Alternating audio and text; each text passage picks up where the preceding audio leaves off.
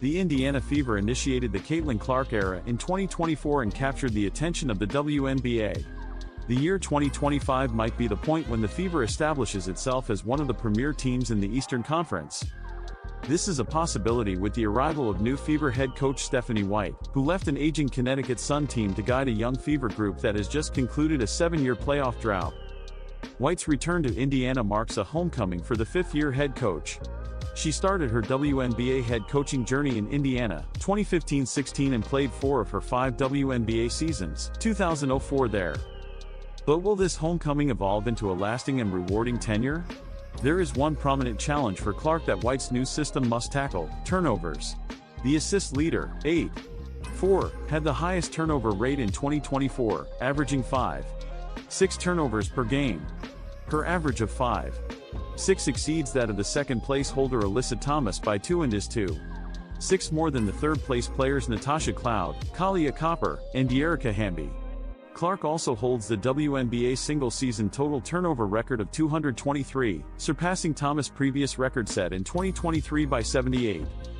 Turnovers by a young player with high usage rates are 26.2% ranks 9th in the wnba can be anticipated. However, the next step in Clark's development is to achieve a higher assist count with a significantly lower turnover rate. That's where White comes into play.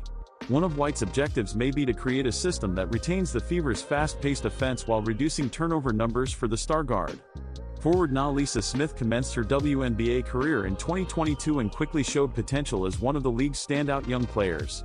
Her progress continued in 2023 when her scoring average increased from 13.5 to 15.5. However, in 2024, her points per game, 10.6, and shot attempts, 8.8, reached career lows under head coach Christy Sides. With Clark and Aaliyah Boston, a more engaged Smith could create a formidable Big Three in Indiana for the foreseeable future. They will all begin the 2025 season under the age of 24 and already have a year of experience playing together. The two forwards, Boston and Smith, may not stretch the floor, but Clark's shooting range, influence, and ability to create plays generate opportunities for the bigs on each possession. This should be a priority for White in 2025. However, Smith's role in the offense heavily depends on Kelsey Micthell's decision this offseason. The 28-year-old Micthell, who recorded career highs in points, 19.2, and field goal percentage, 46.8, in her 7th season in Indiana, is an unrestricted free agent. If Micthell departs, having played in her second All-Star game in 2024, it would allow White's youth movement in Indiana to proceed more smoothly. Should Micthell remain, Smith may miss her opportunity to be a second or third option with the Fever. And highlighting offensive skills is essential for Smith, who is set for unrestricted free agency at the conclusion of the 2025 season.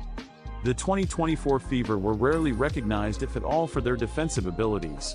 The defense-oriented White comes to Indiana recognized for guiding a tough, competitive Sun team that secured victories through their defensive efforts.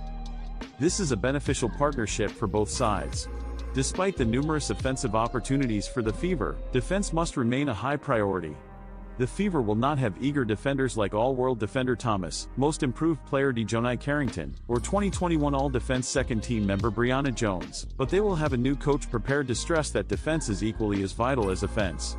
Quite frankly, it is likely that White will not have the 2025 Fever perform any worse than the 2024 team did under Sides. In 2024, the Fever placed second worst in opponents' points per game, 87.7, and defensive rating, 107.5. Additionally, Fever opponents relish the opportunity to run on fast breaks, resulting in a third-worst ranking in fast break points allowed, 11.3. Here comes White, who guided the Sun to a league-leading offensive rating, 94.1, and opponents' points per game figure, 73.6. The challenge, however, is that Indiana does not have a point-of-attack defender like Carrington and Thomas, who can easily defend across all positions. Nevertheless, the statistics indicate that a White-led team can address these difficulties on the defensive end. One day before the national title game, Clark was posed with another variation of the legacy question: what message would you like to convey to those women who helped pave the way for women's basketball to shine as it does today? I would say the most important thing is just thank you, Clark stated. That's what I consistently emphasize, is that women's basketball isn't just suddenly successful. It's always been strong. T's not just the individuals currently involved in the college game. It's every single person who has come before us. And I don't believe this is limited to women's basketball. You can see it across various sports, whether it's softball, gymnastics or volleyball. People want to tune in. It's just that when given the chance, research and evidence show that people appreciate it. Everything Clark achieved for women's college basketball is transferring to the WNBA. Despite the numerous debates over the summer, including discussions about the Olympic team exclusion and the Rookie of the Year contention, Clark has remained composed. Was she the leading player in the WNBA? No, that title undoubtedly went to A'ja Wilson, who averaged 26.9 points in 11.9 rebounds per game in a record-setting season. Clark didn't secure a national title or a WNBA championship this year, but there is still an opportunity to win a championship. Her marketability brought the WNBA into a prominent spotlight it will enjoy for many years. With the surge of success, Clark has continued to attract more endorsements. Throughout all of this, she has remained an almost hesitant superstar with a significant following. When it comes to fame, time and time again we see that in some of the biggest moments of her career, she stepped back from the spotlight to highlight her teammates and those around her, Cook stated. She truly exemplifies what it means to assist. Behind the exceptional basketball player is a high-character leader who has motivated countless individuals, young girls and many others, in her community and worldwide, she added. Watkins had 920 points in 34 games as a freshman, while Clark scored 799 in 30. Juju has currently accumulated 1,248 to Caitlin's 1,230 through the same number of games played in her sophomore year. However, Clark significantly increased her performance as a junior and senior.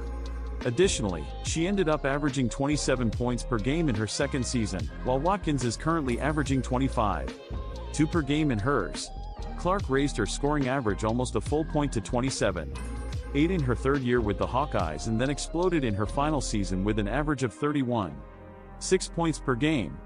This was accompanied by her team making deep runs to the championship game in both seasons, meaning the total games played were also higher and thus the overall points scored were increased. Watkins currently trails Clark's record by 2,703 points.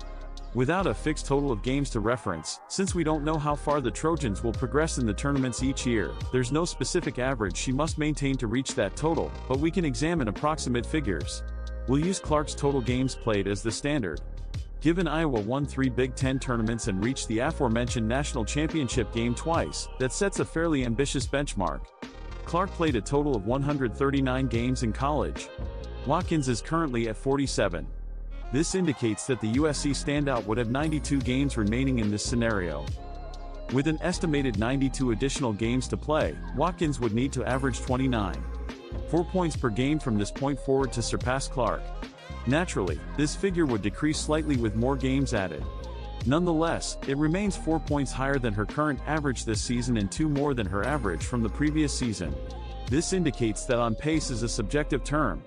Despite Watkins' impressive performance in her collegiate career thus far, she will need to significantly enhance her scoring to actually break Clark's NCAA scoring record. Indiana Fever star Caitlin Clark is undoubtedly the foremost brand ambassador for Wilson basketball at present. Therefore, one would anticipate the well-known sporting goods brand to excel in promoting her. Regrettably, Wilson recently made a rather frequent error concerning Clark, which was noticed in its flagship store in New York. While offering a couple of items from Clark's basketball collection with the brand Caitlin Clark Ascend and Caitlin Clark Repetition basketball products, the store showcased a white paper sheet displaying the product prices. On this sheet, the Fever guard's name was misspelled. As noted, this is a typical mistake among fans and followers, with many supporters online frequently spelling Caitlin with a Y instead of the last I. However, for a brand as prominent as Wilson, and given their multi-year partnership with Caitlin Clark, it is certainly surprising that this was overlooked.